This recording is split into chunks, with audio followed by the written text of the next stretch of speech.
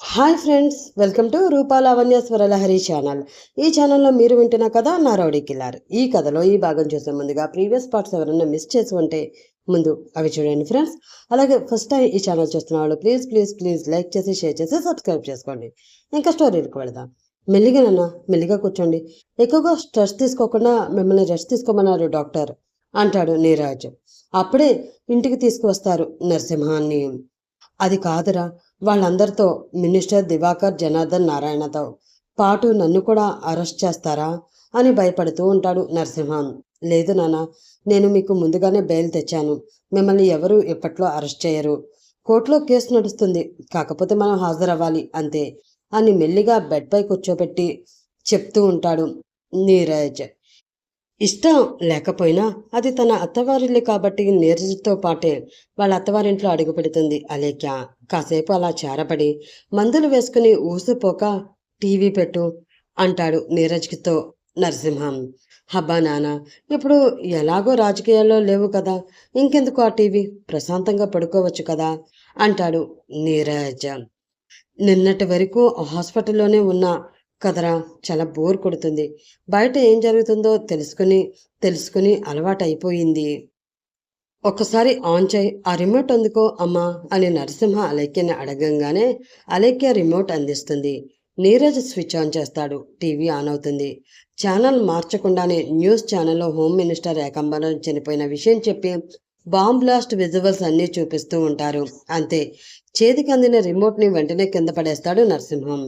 సడన్గా ఏమైందో అర్థం కాక నీరజ్ అలేఖ్య నరసింహం వైపే చూస్తూ ఉంటారు. నానా, నానా, ఏమైంది అంటూ భుజం పట్టుకుని ఊపుతూ అడుగుతూ ఉంటాడు నీరజ్. హోమ్ మినిస్టర్ ఏకాంబరం చనిపోవడం ఏంట్రా అంటూ షాక్లోనే టీవీ చూస్తూ ఉంటాడు నరసింహం. అతను ఇప్పుడు హోమ్ మినిస్టర్ కాదు నాన్న, కొన్ని రోజుల క్రితమే తన పదవికి రాజీనామా కూడా చేసేసాడు. ఇప్పుడు ఎవరో సడన్గా ఆయన ఇంట్లో బాంబు పెట్టారట, చనిపోయారు. అయినా ఇవన్నీ చూసి బీపీ పెంచుకోవాలా ఇప్పుడు? మీరు కంగారు పడకండి, మీ మెడ నరాలు కొద్దిగా చిట్లయ్యని డాక్టర్ చెప్పారు. మీరు ఎక్కువసేపు కూర్చోకూడదు, నా మాట విని పడుకోండి అంటూ అలేఖ్య వైపు చూసి టీవీ ఆఫ్ చేయమన్నట్లు సైగ చేస్తాడు నీరజ్. అలేఖ్య వెంటనే టీవీ ఆఫ్ చేస్తుంది. అదంతా శ్రీను పని అని నరసింహానికి అర్థమైపోతుంది. దీన్ని బట్టి చూస్తే శ్రీను నన్ను కూడా విడిచిపెట్టడు, చంపేస్తాడేమో అంటూ కంగారు పడుతూ కామ్గా ఆలోచిస్తూ ఉండిపోతాడు నరసింహం. నాన్న, మీరు ఏమీ ఆలోచించకుండా రెస్ట్ తీసుకోండి, ఏమైనా కావాలి అంటే పిలవండి, పద అలేఖ్య అని అలేఖ్యని తీసుకుని ఆ రూమ్ నుండి బయటికి వెళ్ళిపోతాడు నీరజ్. శ్రీను అంటూ గట్టిగా పిలుస్తాడు ఫోన్లో రాజేష్. ఏమైందిరా, ఎందుకు అంత టెన్షన్గా ఉన్నావు అని అడుగుతాడు శ్రీను. తను తను కనిపించట్లేదురా, నాకు చాలా భయంగా ఉంది అంటాడు రాజేష్ కంగారుతో. ఏంట్రా నువ్వనేది, తను కనిపించకపోవడం ఏంటి, ఇంట్లోనే కదా ఉండాలి అని అంటాడు శ్రీను. ఇందాక గంట క్రితం మన ఇంటికి షారా వచ్చిందిరా, నేను సెక్యూరిటీకి చెప్పి అసలు ఇంట్లోకి రానివ్వద్దని చెప్పాను. సెక్యూరిటీ రానివ్వకపోవడంతో మళ్ళీ వెళ్ళిపోయింది షారా. ఆ విషయం నేను తనుతో కూడా చెప్పలేదు. అర్జెంట్ ఫోన్ వచ్చి నా రూమ్లోకి వెళ్ళి మాట్లాడి కిందకి వచ్చేసరికి చంద్రమ్మ లక్ష్మమ్మ ఇద్దరు కంగారు పడుతూ నా దగ్గరికి వచ్చి తను ఉన్నట్లుండి కనిపించట్లేదు అని చెప్పారు. నేను అన్ని సీసీటీవీ కెమెరాలలోని చెక్ చేశాను, తను బయటికి వెళ్ళినట్లు కనిపించడం లేదు. లోపలికి కూడా ఎవరు వచ్చారో తెలియడం లేదు. నాకు కంగారుగా ఉంది, నువ్వెక్కడ ఉన్నావురా అని అడుగుతాడు రాజేష్. నేను ఆల్రెడీ రిటర్న్ అవుతున్నాను, ఇంకొక 2 గంటల్లో అక్కడ ఉంటాను. ఈలోపు నువ్వు మన డిఐజీ గారికి ఫోన్ చేసి విషయం చెప్పు. బయట వాళ్ళంతా వెతుకుతారు, ఈలోపు మనం ఇంట్లోనే ఇంకొకసారి వెతుకుదాం. కంగారు పడుకు అంటూ ఫాస్ట్గా డ్రైవ్ చేస్తూ ఉంటాడు శ్రీను. అలాగే అమ్మకి ఇంకా ఈ విషయం తెలీదు, నువ్వు వీలైనంత త్వరగా వచ్చేసేయ్ అని ఫోన్ పెట్టేస్తాడు రాజేష్. మై గాడ్, అనుకున్నంత పని అయ్యింది. షారాకి నేను వాళ్ళ ఊరు వెళ్ళినట్లు తెలిసిపోయినట్లుంది. అందుకే నిజం తెలిసిందని తనుని షారా కిడ్నాప్ చేసినట్లు ఉంది. తనుని ఎలాగైనా రక్షించుకోవాలి. అసలే షారా సైకోలాగా బిహేవ్ చేస్తుంది అంటూ ఉన్న పలానా తన కార్ స్పీడ్ని పెంచుతాడు శ్రీను. హలో కుల్ఫీ అని శ్రీను ఫోన్ చేయగానే హాయ్ కిల్లర్ అంటూ అమ్ము ఫోన్ లిఫ్ట్ చేస్తుంది. నేను చెప్పేది జాగ్రత్తగా విను కుల్ఫీ. షారాకి నిజంగానే హెల్యూసినేషన్ ఉంది. తనకు సరిగ్గా ట్రీట్మెంట్ లేకపోవడం వల్ల ఇప్పుడు చాలా క్రిటికల్ స్టేజ్లో ఉంది. షారా అమెరికా నుంచి రాగానే వాళ్ళ అక్క వాళ్ళ ఇంటికి వెళ్ళి వాళ్ళందరినీ చంపి వాళ్ళ పాపని కిడ్నాప్ చేసి తీసుకువచ్చింది అని అనగానే అమూల్య ఒక్కసారిగా షాక్ అయ్యి, ఏంటి కిల్లర్ నువ్వనేది? షారా వాళ్ళ అక్క వాళ్ళందరినీ చంపేసిందా అని నమ్మలేనట్లుగా అడుగుతుంది. అవును కుల్ఫీ, ఇప్పుడు తన దగ్గర ఉన్న పాప వాళ్ళ అక్క వాళ్ళ పాప. ఇంకో విషయం, నాకు ఇప్పుడే రాజేష్ ఫోన్ చేశాడు. తను ఇంట్లో కనిపించడం లేదంట. నేను ఇంటికి బయలుదేరాను. ఇంకొక గంటలో ఇంటికి వచ్చేస్తాను. ఎందుకైనా మంచిది నువ్వు ఇంట్లోంచి బయటికి రాకు. ఇంటి బయట ఆల్రెడీ సెక్యూరిటీని ఉంచాను. వాళ్ళని కూడా ఫోన్ చేసి చుట్టుపక్కలంతా జాగ్రత్తగా చెక్ చేయమని చెప్తాను. ఎవరైనా ఫోన్ చేసి నాకు కానీ తనుకి కానీ ఏమైనా అయ్యింది అని చెప్పినా కూడా నువ్వు ఎట్టి పరిస్థితుల్లోనూ బయటికి మాత్రం రావద్దు, ఓకేనా అని అంటాడు శ్రీను. తను కనిపించకపోవడం ఏంటి? నాకు చాలా భయంగా ఉంది కిల్లర్. నేను కూడా ఇంటికి వస్తాను, ప్లీజ్ ప్లీజ్ అంటుంది అమ్ము. వద్దు కుల్ఫీ, అక్కడికి వచ్చాక నీకు కూడా ఏమైనా అయితే నేను తట్టుకోలేను. నేను ఎలా అయినా తనుని సేఫ్గా తీసుకువస్తాను. ప్లీజ్ ఈ ఒక్కసారికి నా మాట విను. మీరే నా బలహీనత అని ఆ షారాకి బాగా తెలుసు. మిమ్మల్ని అడ్డం పెట్టుకుని ఏమైనా చేస్తుంది. నువ్వు ఇంట్లోనే జాగ్రత్తగా ఉండు అంటాడు. శ్రీను అన్నది కూడా కరెక్టే అనిపిస్తుంది అమ్ముకి. అలాగే కిల్లర్, కానీ తను దొరికిన వెంటనే నాకు చెప్పు, మర్చిపోవద్దు. నాకు టెన్షన్గా ఉంటుంది అంటుంది అమ్ము. అలాగే జాగ్రత్త. అత్త వాళ్ళకి అలేఖ్య వాళ్ళకి అప్పుడే ఏమీ చెప్పొద్దు, కంగారు పడతారు. బాయ్ అని ఫోన్ పెట్టేస్తాడు శ్రీను. అనుకున్న టైం కన్నా ముందుగానే వెళ్ళిపోతాడు శ్రీను. రాజేష్ శ్రీను ఇద్దరూ కలిసి ఇల్లంతా వెతకడం మొదలు పెడతారు. ఎంత వెతికినా తను ఎక్కడా కనిపించదు. సీసీటీవీ కెమెరాల ఫుటేజ్ అంతా కూడా శ్రీను మళ్ళీ ఒకసారి చెక్ చేస్తాడు. శ్రీనుకు కూడా ఇంట్లోకి ఎవరు వచ్చినట్లు కానీ తను బయటికి వెళ్ళినట్లు కానీ ఇందులోనే రికార్డ్ అవ్వదు. ఇద్దరు మొహాలు చూసుకుని అలా ఎలా జరిగిందని ఆలోచిస్తూ ఉంటారు. ఈలోపు రాజేష్కి ఫోన్ వస్తుంది. ఎవరు అనుకుని చూసేసరికి డిఐజీ. సార్ చెప్పండి, తనుజ గురించి ఏమైనా తెలిసిందా అని అడుగుతాడు రాజేష్. అతని మాటలో కంగారు వణుకు తెలిసిపోతూనే ఉంటాయి. లేదు రాజేష్ గారు, మేము సిటీ అంతా వెతుకుందనే ఉన్నాం. మాకింకా మీరు పంపించిన ఫోటోలో ఆ అమ్మాయిలు ఇద్దరూ కనిపించలేదు అంటారు. వెంటనే శ్రీను రాజేష్ చేతిలోంచి ఫోన్ తీసుకుని, సార్ వాళ్ళు దొరికే వరకు కొంచెం సర్చింగ్ ప్రాసెస్ని ఎవరికి తెలియకుండా కంటిన్యూ చేయమని చెప్పండి. మేము కూడా ఇక్కడ మా వాళ్ళతో వెతికిస్తాను. బట్ విషయం మాత్రం బయటికి వెళ్ళడానికి వీల్లేదు అంటాడు శ్రీను. అలాగే శ్రీను గారు, నేను తప్పకుండా వెతికిస్తాను అని ఫోన్ పెట్టేస్తాడు డిఐజీ. అలా ఫోన్ పెట్టేయగానే ఈసారి శ్రీనుకి ఫోన్ వస్తుంది. అన్నోన్ నంబర్ అని చూడగానే శ్రీనుకి అనుమానం వచ్చి ఒకవేళ షారా చేస్తుందేమో అని వెంటనే ఒక రింగ్లోనే ఫోన్ లిఫ్ట్ చేస్తాడు. ఏంటి శ్రీను, ఎలా ఉన్నావు అని అవతల నుంచి ఒక మగ గొంతు వినిపిస్తుంది. ఆ గొంతు ఎవరిదో తెలియక, ఎవరు నువ్వు అని కోపంగా గంభీరంగా అడుగుతాడు శ్రీను. ఆహా అని నవ్వి, ఇంకా గుర్తుపట్టలేదా? నేను దివాకర్ని, నీ చెల్లి కళ్ళలో సీసం పోసి దాని కళ్ళు కనిపించకుండా చేశాను కదా, ఆ దివాకర్ని. నా గెస్ కరెక్ట్ అయితే ఇప్పుడు మీ చెల్లి ఆల్రెడీ ఇంట్లో ఉండి ఉండదే, అవునా? ఏంటి వెతుకుతున్నావా దాన్ని అని అడుగుతాడు వెకిలిగా నవ్వుతూ. అలా అడగగానే శ్రీనుకి విపరీతమైన కోపం వస్తుంది. రే, నిన్ను జైల్లోకి పంపించినా కూడా ఇంకా నీ మత్తు దిగలేదా? అసలు నిన్ను జైల్లోనే చంపించేయవలసింది. ఇంతవరకు లేట్ చేసి తప్పు చేశాను. మర్యాదగా నా చెల్లిని అప్పగించకపోతే నేను ఇప్పుడే ఉన్న పలానా జైలుకి వచ్చి మరీ నిన్ను చంపేస్తాను అంటూ గట్టిగా ఫోన్లోనే అరుస్తాడు శ్రీను. నేను ఇంకా జైల్లోనే ఉన్నాను అనుకుంటున్నావా? నిన్ననే బయటకు వచ్చేశాను. వచ్చిన వెంటనే ఏకాంబరం న్యూస్ తెలిసింది. మమ్మల్ని కూడా నువ్వు ఏం చేస్తావో అర్థమైంది. అందుకే ముందు జాగ్రత్తగా మీ చెల్లిని కిడ్నాప్ చేశాం. మీ చెల్లి ఇప్పుడు మా వాళ్ళతోనే ఉంది. మర్యాదగా నేను చెప్పినట్లు వింటే సరే సరే, లేదంటే ఇప్పుడే దాన్ని చంపేస్తాం అంటాడు. తను నీతోనే ఉంది అని గ్యారంటీ ఏంటి? తనతో ఒకసారి మాట్లాడించు అంటాడు శ్రీను. ఏంటి తెలివి చూపిస్తున్నావా? ఇప్పుడు దానితో మాట్లాడించడం కుదరదు. ముందు నువ్వు అర్జెంటుగా నాకు జనార్దన్ నారాయణలకి అమెరికాకి 3 టికెట్లు బుక్ చేయి. అది కూడా నీ అకౌంట్తోనే బుక్ చేయి. డీటెయిల్స్ అన్నీ నా పిఏకి నీకు మొబైల్స్లో వాట్సాప్ పంపిస్తాడు. టికెట్స్ బుక్ అయ్యాక మళ్ళీ నా పిఏకి వాట్సాప్లో పంపించు. అవి చూసిన తర్వాత నీ చెల్లి ఉన్న వీడియో ఒకటి నీకు పంపిస్తాను. నీ పిచ్చి తెలివితేటలు చూపించావంటే ఈసారి దాని ప్రాణాలతో వదలను, అర్థమైందా అంటూ ఫోన్ కట్ చేస్తాడు దివాకర్. ఏంట్రా, ఎవరి ఫోన్? ఆ షారానేనా అంటూ టెన్షన్గా అడుగుతాడు రాజేష్. లేదురా, ఆ దివాకర్ ఫోన్ చేశాడు. చెల్లిని వాడే కిడ్నాప్ చేయించాను అంటున్నాడు. కానీ నాకు ఎందుకో అనుమానంగా ఉంది అంటూ మళ్ళీ ఫోన్ తీసి షారాకి కాల్ చేస్తాడు. ఫోన్ స్క్రీన్పై అను అని చూసి హ్యాపీగా ఫీల్ అవుతూ, అను నువ్వు నాకు ఫోన్ చేసావా? నాకు చాలా హ్యాపీగా ఉంది. చెప్పు అను అంటూ ఎక్సైట్ అవుతూ అడుగుతుంది షారా. నిజంగా తనుని కిడ్నాప్ చేసి ఉంటే ఫోన్ ఆఫ్ చేసి ఉండేది. అంటే తనుని నిజంగానే ఆ దివాకర్ మనుషులు కిడ్నాప్ చేశారా అని ఆలోచిస్తూ ఉంటాడు శ్రీను. ఏమైంది అను? ఎందుకు ఫోన్ చేసి కామ్గానే ఉన్నావు అని అడుగుతుంది షారా. తను కనిపించట్లేదు. నువ్వు ఆ ఏకాంబరాన్ని కలిసావు అని నాకు తెలుసు. ఇప్పుడు వాడు చచ్చాడు అని మిగతా మినిస్టర్ని కలిసావా? వాళ్ళతో కలిసి తనని కిడ్నాప్ చేశావా అని సీరియస్గా అడిగి మళ్ళీ శ్రీనునే నిజం చెప్పు షారా, తను నీ దగ్గరే ఉంది కదా అంటాడు. లేదు అను, తను నా దగ్గర ఉండడం ఏంటి? నిజంగా నాకేం తెలీదు. ఏకాంబరంని కలిసింది నిజమే, కానీ అతను చనిపోయాక మళ్ళీ నేను ఎవరిని కలవలేదు. తను నిజంగా కిడ్నాప్ అయ్యిందా అని కొంచెం టెన్షన్గానే అడుగుతుంది. అవును, నీకు తెలిస్తే మాత్రం వెంటనే చెప్పు.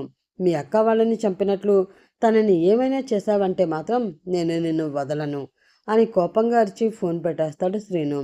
రాజేష్ పూర్తిగా షాక్లో ఉంటాడు. శ్రీను, షారా వాళ్ళ అక్క వాళ్ళని చంపేసిందా అని కంగారుగా అడుగుతాడు అతను. శ్రీను ఏమీ చెప్పలేక ముందు మనం తనుని వెతకాలి పదా అంటూ రాజేష్ని రా అని శ్రీను పిలవగానే ఇద్దరు బయటికి వెళ్ళిపోతారు. ఆ దివాకర్ జనార్దన్ నారాయణల మూతపడిన ఫ్యాక్టరీలు గెస్ట్ హౌస్లు అన్నీ వెతుకుతూ ఉంటారు. ఎన్ని వెతికినా మిగతా సిటీలలో వేరే ఊళ్ళలో ఉన్నవి వెతకడం అప్పటికప్పుడు అవ్వక ఏం చెయ్యాలో తెలియక రిటర్న్ అవుతారు. రాజేష్కి ఫోన్ వస్తుంది వాళ్ళ సెక్యూరిటీ నుండి. ఈ టైంలో ఎందుకు అనుకుంటూ ఫోన్ లిఫ్ట్ చేయగానే, సార్ ఉదయం వచ్చారు కదా, ఆవిడ మళ్ళీ వచ్చారు, లోపలికి పంపమని అడుగుతున్నారు, ఏం చేయాలి అని అడుగుతాడు. ఒక్క నిమిషం అంటూ మ్యూట్లో పెట్టి శ్రీను, షారా మళ్ళీ ఇంటికి వచ్చిందంట్రా, లోపలికి పంపించమంటుందంట అని చెప్తాడు. గట్టిగా 4 తగిలించి అడిగితే అదే చెప్తుంది. దానిని అక్కడ ఉంచమని సెక్యూరిటీకి చెప్పం అంటూ ఫాస్ట్గా డ్రైవ్ చేస్తూ ఇంటి వైపు పోనిస్తూ అడు శ్రీను వాళ్ళ కార్ని. మేడం, సార్ మిమ్మల్ని ఇక్కడే వెయిట్ చేయమన్నారు, వస్తున్నారట అనగానే సరే అంటూ అక్కడే సెక్యూరిటీ స్టూల్ మీద కూర్చుని వడిలో అకీరాన్ని కూర్చోబెట్టుకుని శ్రీను వాళ్ళ కోసం చూస్తూ ఉంటుంది షారా. స్క్రీన్ డిస్ప్లే చూసేసరికి అక్క అని ఉంటుంది. కంగారు దాచుకుంటూ నార్మల్గా మాట్లాడాలని ట్రై చేస్తూ హలో అక్క, ఎలా ఉంది మీ అత్తగారి ఇల్లు అని అడుగుతుంది. అమ్ము అమ్ము, నేను చెప్పేది జాగ్రత్తగా విను అంటూ సీరియస్గా ఒక విషయం చెప్తుంది అలేఖ్య. అమ్ము కంగారు పడుతూ అక్క అని షాక్ అవుతూ మళ్ళీ అమ్ముని, మరి బావకి ఈ విషయం తెలుసా అని అడుగుతుంది.